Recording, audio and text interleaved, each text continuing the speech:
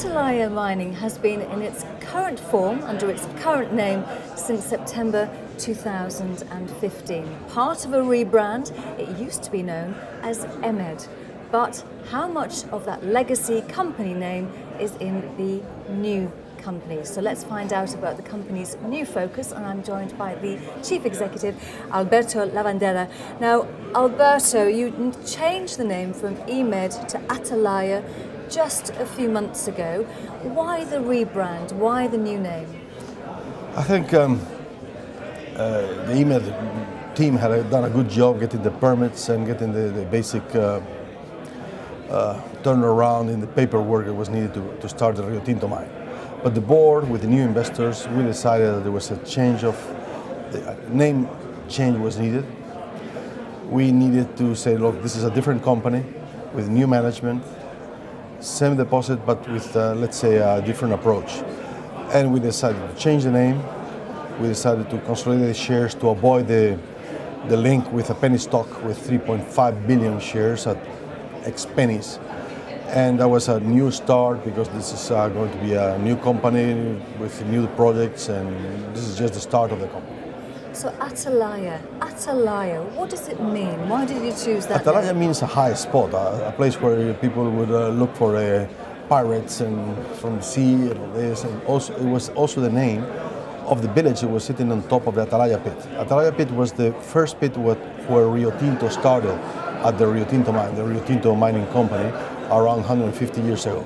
At a certain time, it was one of the deepest and largest pits of the world, and it's still very impressive, excavated all by hand. And it was actually the birth of one of the largest and better companies of the world. So we decided it was a kind of symbolic, and go for it. So it's excavated all by hand. By handing explosives, but drilling by hand. It's incredible. Yeah. So these new projects that you're currently engaged with, there's no excavating by hand, is there? No, absolutely not. We are using modern techniques. Actually, we are mining out, we're going to mine out the Rio Tinto, the Cerro Colorado pit, which is kind of almost the leftover of a very long history of mining. There we have found excavations made by Romans over 2,000 years ago. And there was an emperor from Rome that was born there. So it's a long history, but what's left is around 0.5%, which is more or less the grade of most of the copper deposits of the world. And of course, you have to be very efficient to mine with those grades and these prices. Okay, so it's a Rio Tinto mine, legacy Rio Tinto mine. But are Rio Tinto involved with it at all? No. Yes, at a certain time, no, they are not involved at all. They were involved, they were the owners of the company. Actually, it was Rio Tinto, it's called Rio Tinto's Red River, it was the name of the village. It used to belong to the British Empire at a certain time in the previous century. They had their own police, and they had their own Queen Victoria's Day and all these things. It's a fantastic part of history.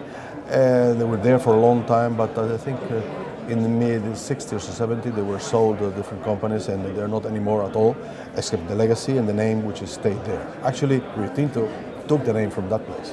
Okay, well, I'm loving the more historic history, but already let's talk about you and the legacy that you're creating, because, you know, in your investment case, it says a new copper company that delivers. You're well positioned to survive the low copper price environment. How is that possible? Well, first, the key to construct a new company with this price is to have a low capital cost intensity. What's that? It's basically the money you need to produce 1 ton of copper. And it's very much like if you buy a house. If you buy a house later to rent it later, if you buy it expensive, unless you have high prices of rental, it won't be profitable. This is the same thing. We were able to build this project very fast and with a low capital cost intensity, because there was lots of infrastructure there. It had been dormant, but we were able to rehabilitate it very fast. So we don't have debt. So right now, this is a huge problem for most of the copper companies. If you have debt, you are dead. And our costs are reasonable because we have infrastructure. We have houses there, we have people with reasonable, too much unemployment, unfortunately, but lots of people trained. You have infrastructure with electricity, dams, water, a port only 70 kilometers away. So everything helps in reducing your costs. So, of course, if it continues going down, the copper, we will all worry. But I mean, not only us, the world will be worried in general. So just to make it clear, this mine is in Spain, so you've got your houses, you've got the personnel. I was just a bit worried about you saying that that things are happening really quickly and that you've got legacy equipment. Is it still safe, that equipment? You know, would it pass health and, you know, safety Absolutely, legislation? It was, no, absolutely not. The Rio Tinto company, when they built this in the 80s, I mean, it's not that old. It was it is still one of the better companies of the world, and the engineering is fantastic. The only thing is like an old house, 15 years without being used. There was lots of rust and all the electronics, all the control instrumentation were old. You had to change them. But we kept most of it and we put new equipment where it was needed. And if you go through our booth and see the pictures of before and after, you will basically think it's new. But if you think of it, you save the concrete, you save the steel, you save the axes, you save the roofs, the buildings. Those things are still there. So you save a lot of money. You are able to go very fast. Well, it's not easy, but it's very fast. But at the end, the quality of what's essential is totally new. All the controls, everything is computerized with fiber optics. You won't think that that's an old installation, but it gave us the opportunity to save a lot of money. Okay, now you gave me an astonishing fact earlier on. You said that, you know, the old EMED had 3.5 billion shares circulating out there. But what about the share structure for Atalaya? Strategic shareholders? We have 4 shareholders, which right now, some people thought, well, it's bad because of the lack of liquidity. But at the end, it has been very good in this declining copper price, because we have 4 shareholders that basically have 71%. All of them independent, all of them only with 1 board seat each, so they're quite independent. There's no control by any of them. One is Trafigura, a big trader, 22%. Another one is HEC, a Chinese smelter, 21%. Another is a fund of Orion fund from New York, 14.5%. And another one is a mutual fund, Liberty Insurance, with another 14%. So we have limited float. But on the other hand, these loyal shareholders, obviously, to invest here, they have done long due diligence. They're happy for the long term. They're not here to trade the stock, and they don't worry about one day going down or up. They're here for the long term because they know that in 15 years, this company is going to produce a lot of cash, and that's the reason. So we have 4 shareholders. They're all looking the same of the minority shareholder, which is a luxury. We were able to finance without debt, which is also a very important thing. Okay, so you talk about 15 years there. Is it your intention to remain at that mine for 15 years, or have you got other projects? I'm thinking that's a huge life of mine. Well, it's a normal life of mine for an open pit. 10 years, 15 years, usually don't go less than 10 years. But my life with our current open pit reserves of 15 years, very likely will be more, because there's underground potential in 2 areas that we already have defined, and we are looking at other things in Spain and in other places. So we're not sitting down. I have a team of people around me that have participated in the last 15 years in 5 startups in Spain and other countries. So they like the action. They don't like to sit down and wait. Okay, let's come back to your main project, and I'm reading that it's ahead of schedule and under budget. So in 2016, what are the timelines, the critical timelines that you're wanting to hit? Well, in 2016, early 2016, we'll be in commercial production. Right now we are around 90% already. So we are producing.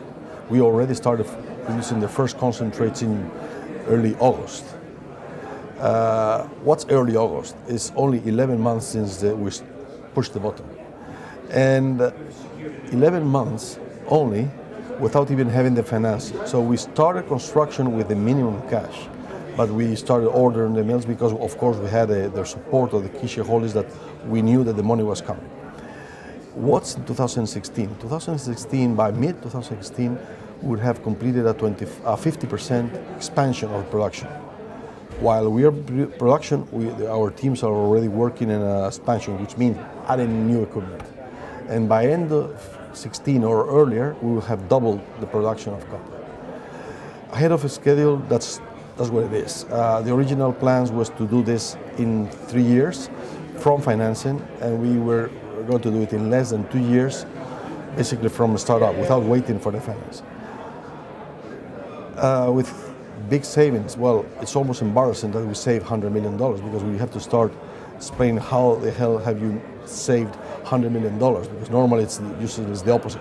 Well, we took an approach of, instead of going and giving all the work for a large engineering company that has its own targets and do all the work, we subdivided the work to specialized companies, lots of control from our side, and make lots of bids for each thing, and we took the opportunity of a good industry in the area. There's lots of heavy industry in the area, and there it is. People didn't believe it in the beginning, but the fact is there. We have done it, it's working, and with a huge capex saving. So I know it's a kind of unique. But so finally, you've told me that you've saved $100 million, but that doesn't mean that you've got $100 million in the bank. So are you fully financed for these timelines and timescales? We are fully financed for this first expansion to $7.5 million, which basically means 50% more than the original schedule. We don't have $100 million in the bank, but our shareholders did not have to draw down $100 million of debt or $100 million of equity. When we did this, the market cap of the company was much less than that. So what does it mean? Is that we saved the shareholders a dilution of half without having to go to equity or to debt that we will be suffering now. So that's what it is. We don't have the money, but we didn't need to put it. So right now we had to put a little bit more money. Our shareholders are very happy, say, well, these guys do not overspend money, which is what they are saying actually. Very good. Alberto Labandera, Chief Executive of Atalaya, thank you very much indeed for joining us today. Thanks for your time. Thanks. Cheers. Okay.